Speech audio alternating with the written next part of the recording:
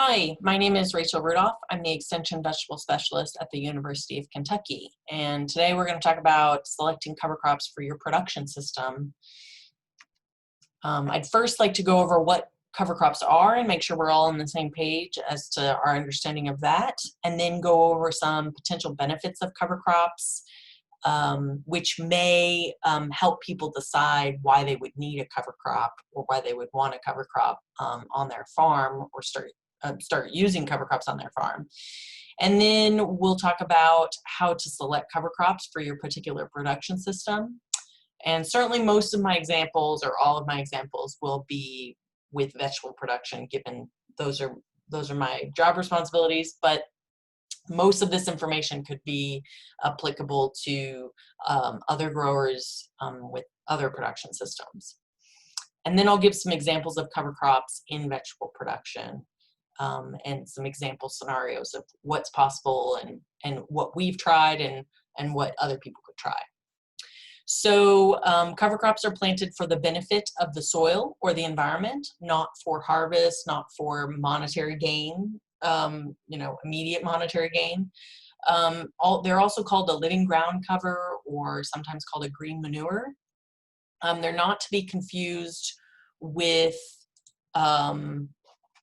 a forage crop, although there are many forage crop species that can be used as cover crops, but they'd be managed differently, and there'd probably be fewer inputs because the end goal is different. So potential benefits of cover crops. The big one that a lot of people are interested in is that increase in soil organic matter, which can lead to a whole host of other benefits. The other big reason for people utilizing cover crops is with weed suppression. So when utilized properly, certain cover crops can really help with either the reduction of herbicides or perhaps the replacement of herbicides. So depending on what your goals on your farm are, you could do either one of those. If you're a grower who's already not using herbicides, but you're managing the soil, managing the weeds through physical means like soil disturbance and tillage, cover cropping could certainly help with the reduction of that need for tillage. Many organic growers rely heavily on tillage to manage weeds, and by utilizing a living ground cover, that could help with reducing the time on the tractor, which could also save money and time depending on how things are implemented. So soil structure improvement is also a potential benefit, reducing soil compaction, loosening topsoil. Pest and pathogen suppression can also be a big benefit with breaking that disease cycle. So with this, crop rotation is really important in how well the cover crop can help with that pest or pathogen suppression. So you're introducing a non-host with this cover crop to try to help break that disease cycle from your cash crop. So promotion of beneficial soil microorganisms. Those soil microorganisms play a really strong role in many functions in the soil that we just don't see on a regular basis, right? We can't see what's happening there. And part of that is that nutrient cycling. That's the next benefit down there. So improved nutrient cycling and management, which could mean reduced fertilizer use for a grower, or it could mean uptake of excess nutrients. So if there's perhaps a grower put too much fertilizer down, and he or she thinks there is potential for excess in the soil, putting a cover crop down might help with that, which then, with the reduction of fertilizer, could save money. Increase water infiltration and reduce soil erosion, like this is soil erosion that you see in the photo to the right here, are also potential benefits of cover crops. So choosing a cover crop, there are several questions that a grower would need to ask themselves, right? What do you want to accomplish is the big one. So what are you hoping to get from this cover crop? What issue are you dealing with that you think a cover crop could help you with? What kind of production system do you have? Where's your farm located? What kind of soil do you have? What crops are you growing or do you plan to grow? Those are all important questions for a grower to ask themselves. And so I'm gonna go through an example scenario here. So, so what do you hope to accomplish? Weed suppression. What kind of production system do you have? 10-acre diversified vegetable farm with 2 high tunnels. So this is just an example of, okay, this is something a grower could say. So when do you want to implement those cover crops? What season? So that would be winter and summer. Let's say they wanted cover crops for both of those seasons. Where's your farm located? Central Kentucky, Zone 7. So that just helps us, so looking at cover crop ideas from the Pacific Northwest may or may not help, right, with Central Kentucky. What kind of soil do you have? Silt loam. What crops are you growing or plan to grow? So this person says they grow solanaceous and cucurbits in the spring and the summer, and cole crops and leafy greens in the fall and the winter. So example scenarios, so let's say, okay, their main goal is for weed suppression. So that means they need something that grows fast, closes the canopy quickly, and can compete with those weeds. So that already gives a direction of where we need to be looking for, what type of cover crop we need. So a 10-acre diversified vegetable farm with 2 high tunnels, right? So probably has multiple fields in rotation, right? Can have 1 or 2 fields in cover crop while others are planted in the cash crop. So if it's a diversified farm, then that means they've probably got this broken up into sections. And so a cover crop, they could turn one of those fields into a cover crop field, right? And then rotate around which field becomes the cover crop field, right? So hopefully they're already practicing some sort of crop rotation. And so inserting a cover crop into that rotation should not be too terribly difficult. So this person wants cover crops in the winter and the summer. So that means this helps us with the timing of things. So they want to seed the cover crop in the fall to overwinter and then terminate in the spring. That's how, if you wanted a winter cover crop, that's basically how it's got to work, right? You've got to get it going in the fall when it's still warm enough that the crop can germinate. So that might be something like a cereal rye. So for a summer, right, you'd seed the cover crop early summer, something that can tolerate heat and possible drought. So again, we're still fitting into that, the weeds, we still need to check the weed suppression box. So of course there's a lot of things that are heat tolerant, but maybe not all of them check the weed suppression box.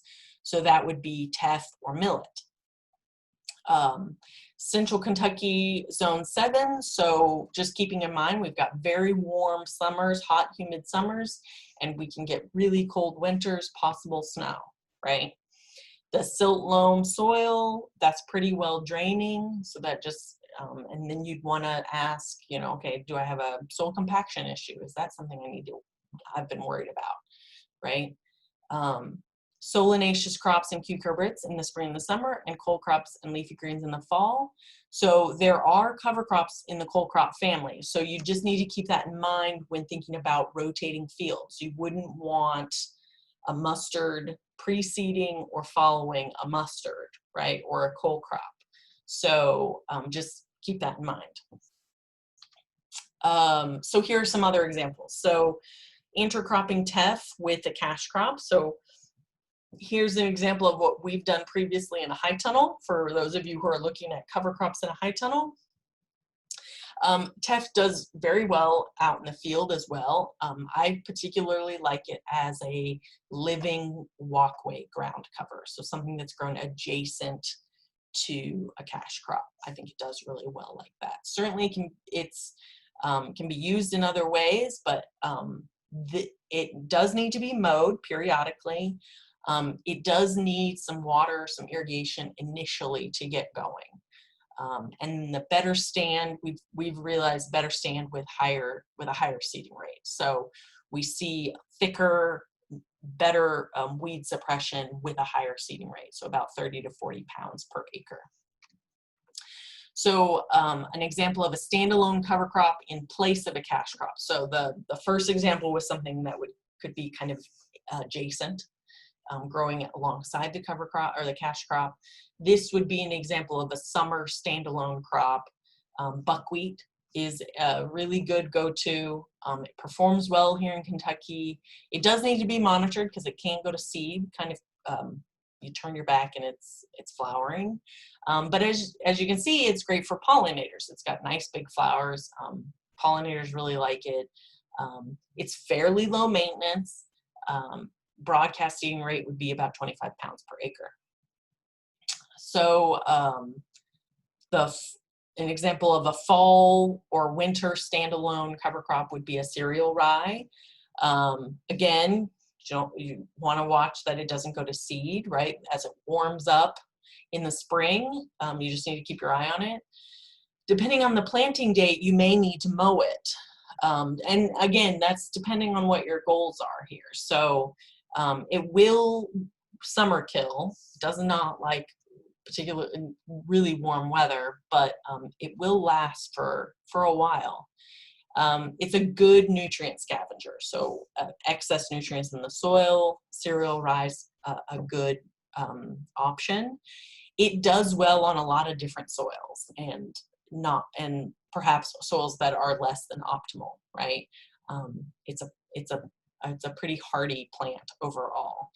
And the other thing is that it has there's lots of residue, lots of biomass produced by cereal rye. So if you're looking for building soil organic matter, that also could be a really good option.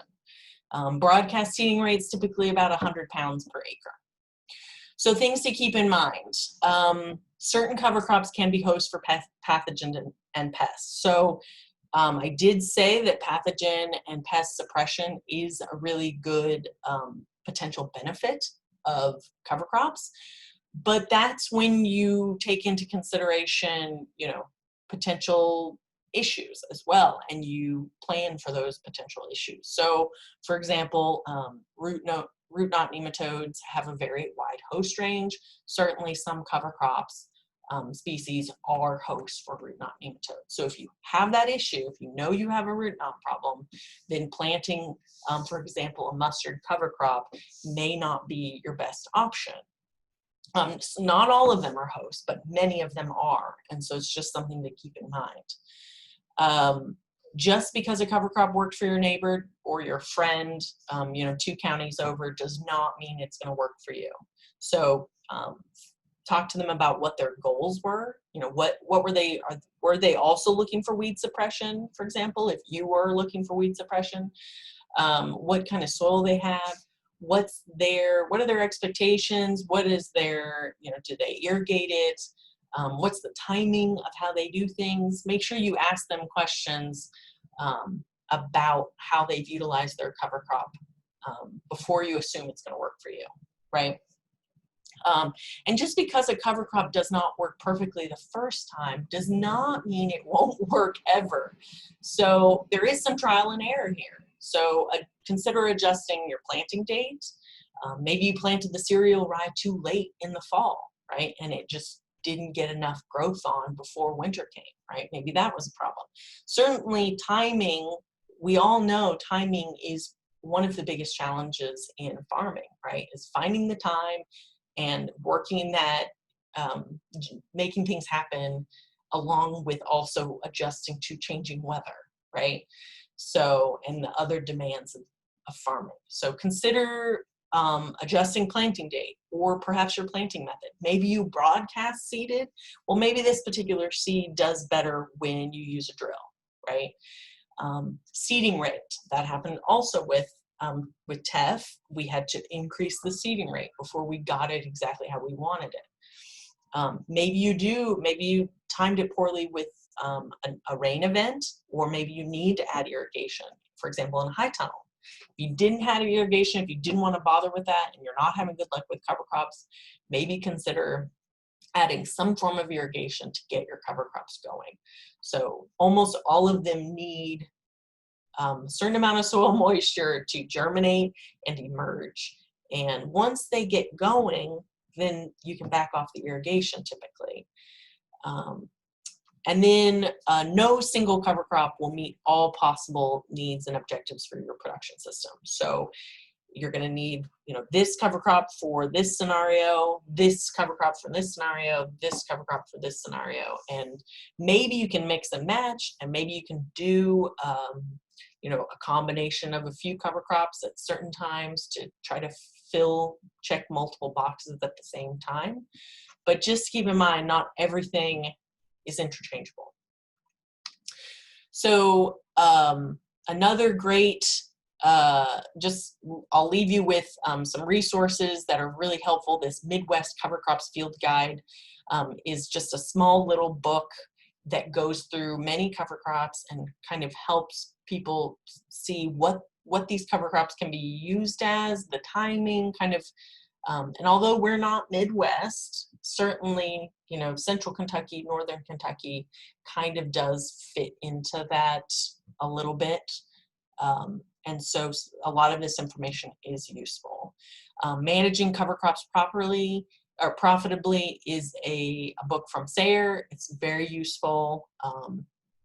And then of course, ID 36 does have a little bit of information about cover crops, but not a great deal. And with that, I will leave you, and let me know if you have any questions. Again, this is Rachel Rudolph, Extension Vegetable Specialist at the University of Kentucky.